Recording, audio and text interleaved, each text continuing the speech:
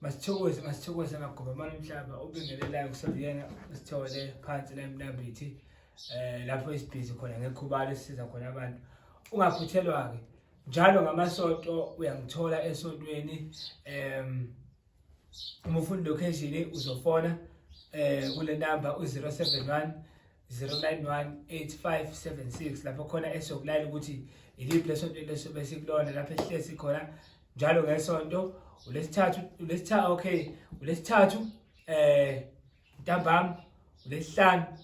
ntambama isonto ngekhathi ijwayelekile zamasonto lapho khona esisuke khona sihlola abese fanele sikusize siyaqoqisana ukuthi sikusiza kanjani lapho khona esisuke siphethe khona ama products lapho sisuke ebiza khona o200 o250 o300 kuyadepend ukuthi simo sibusona lapho sikulapha khona ingcweba yini ngithole njalo ngolesithathu olesihlanu isonto esontweni awuliphathi iBhayibheli ngoba sibe singasezofunda iBhayibheli sizolapha sizosiza abantu abathi bona imali abanayo imali enkulu laba ukuthi ufuna ukufaka uhlangane enhlanhla futhi uhlangane enhlanhla yabiza vele ufuna ukuthwala kuyabiza so sifuna ukulekelela wonke umuntu lapho futhi khona esithi khona sifisa ngisho ukuyolekelela ngisho labafowethu laba abayake besebenze hayi ngithi nje mawu taxi driver Uber driver, meter taxi driver, truck driver, umuntu wena othi yebo sithole ngiyaphila kodwa imali engitholayo iphelele ezandleni ngoba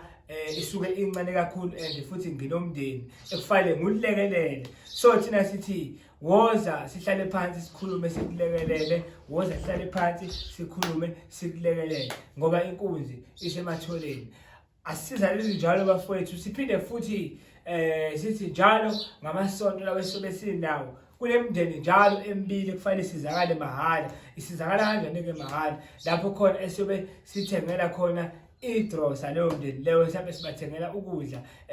kodwa ke asale sikwenze lokho ngoba abanye abantu